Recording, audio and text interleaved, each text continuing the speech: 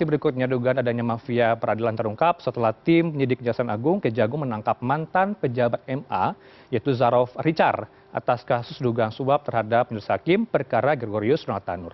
Dari kasus itu seharusnya jaringan mafia hukum dibongkar hingga tuntas dan jadi momentum reformasi penegakan hukum yang tak sekadar angin lalu.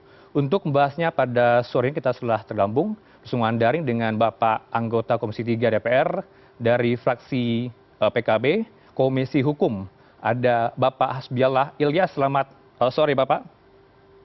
Selamat sore. Assalamualaikum warahmatullahi wabarakatuh. Waalaikumsalam.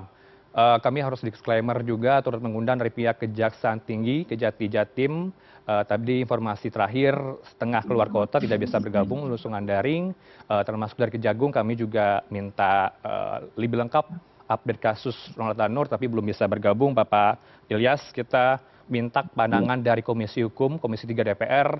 Bagaimana Anda memandang fenomena mafia peradilan dari kasus Ronaltanur ini, Pak Ilyas? Ya, terima kasih. Selamat sore. Memang fenomena seperti ini dari tahun ke tahun itu tidak berubah. Saya melihat setiap tahun terjadi kejadian seperti ini.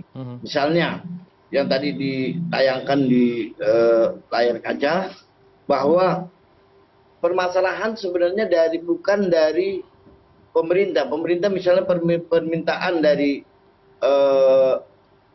hakim untuk menaikkan gaji, langsung kita menaikkan gaji, bahkan sampai 170% menaikkan gaji hakim-hakim itu.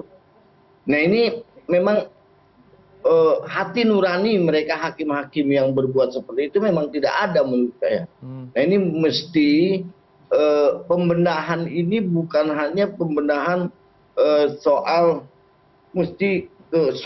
fundamental yang harus dibenahi masalah hakim-hakim tersebut ini. Karena kalau hakimnya rusak, negara ini akan rusak. Kuncinya itu karena penegak hukum adanya itu di antaranya di kehakiman. Gitu. Tapi kalau kita lihat Pak dari kasus yang menjerat mantan pejabat MA Pak Zarof Richard, apakah Komisi 3 ini akan menelisik dugaan pasal TPPU yang akan menjerat Zarof? Karena ada pihak lain juga yang terlibat Pak. Oh iya, itu pasti nanti insya Allah kita akan di waktu RDP dengan pihak terkait kita akan sampaikan. Kita tidak boleh melihat hanya di luar, di belakangnya ini apa. Terus harus sampai ke akar-akarnya supaya ada efek jera kepada hakim-hakim yang berbuat seperti ini. Karena kalau tidak ada efek jera kepada hakim-hakim yang berbuat seperti ini terus akan terulang seperti ini. Supremasi hukum kita akan rusak kalau seperti ini terus. Ya. Yang juga menjadi sorotan nih Pak, hasil penggeledahan dari semalam ini terdapat sejumlah uang yang cukup fantastis sampai 1 triliun rupiah jika ditotal ada dengan dolar Singapura, dolar Amerika Serikat. Artinya seorang pejabat MA itu apakah wajar punya uang sebanyak itu Pak? Kemarin pada waktu kita bertemu dengan hakim-hakim yang datang ke DPR RI, langsung Pak Presiden Prabowo alhamdulillah langsung menaikkan gaji hakim-hakim itu. Keluhan mereka mungkin hakim-hakim yang di kota ini tidak ingat kepada hakim-hakim yang berada di daerah, yang di pelosok-pelosok daerah ini yang mereka memang sangat minim kehidupannya, makanya ditaikkan gajinya. Saya rasa tidak mungkin hakim dia kerja selama seumur hidupnya 30 tahun misalnya. Tadi baru bekerja dari 2012 sampai 2022 sudah punya uang 1 triliun. Ini kan pasti dari hasil korupsi, dari hasil suap. Tidak mungkin kalau dia bekerja dari hasil gaji atau yang lain mempunyai uang 1 triliun itu tidak masuk di akal, Pak. Oke. Baik, seperti apa sebenarnya kontribusi teman-teman DPR dalam pengawasan di lapangan? Anda bermitra dengan pihak pengadilan tentunya Pak. Apakah pengkondisian pengadilan ini bisa Anda cermati bersama teman-teman? Karena yang terjadi adalah banyak sekali pengkondisian persidangan, apalagi Ronaltanur juga bermain di situ. Wah, ini pengawasan dari Komisi 3 menurut saya ini sudah sangat maksimal.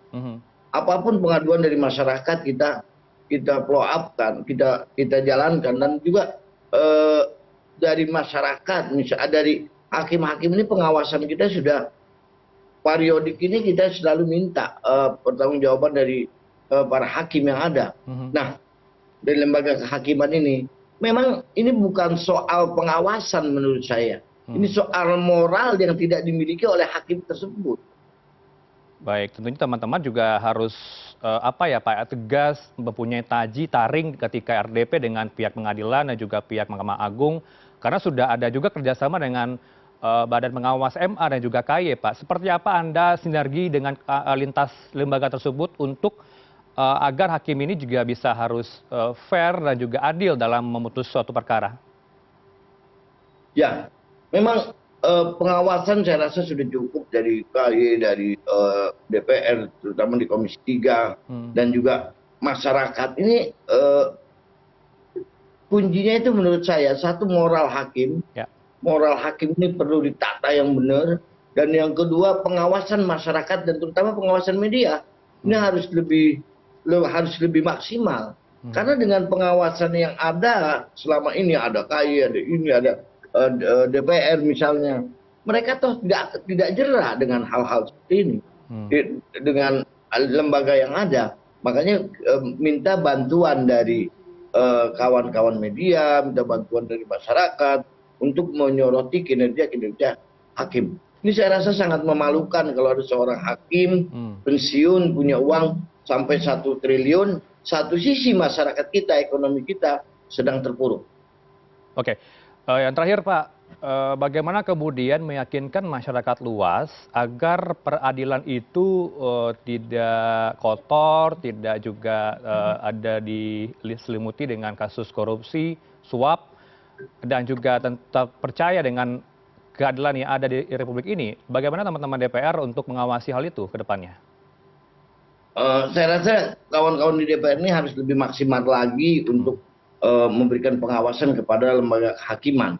Memang faktor media itu faktor yang sangat membantu ya. Memang fenomena seperti ini bukan hanya setahun 2 tahun. Ini termasuk orde baru yang belum bisa terselesaikan sampai reformasi ini.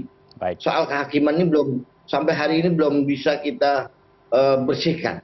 Kita akui secara jujur. Oke, kita harapkan untuk di masa pemerintahan yang baru seperti yang sudah dijanjikan Pak Prabowo, gaji hakim akan tetap menjadi perhatiannya, tetap akan menjadi ke depannya menjadi lebih baik dalam untuk memutus suatu perkara dan tidak juga terjun bebas dalam kasus suap begitu ya. Pak Hasbiallah Ilyas, anggota Komisi Hukum, anggota Komisi 3 DPR, terima kasih dengan waktu Anda dengan Newsroom. Selamat sore, assalamualaikum. Sore, makasih. Waalaikumsalam.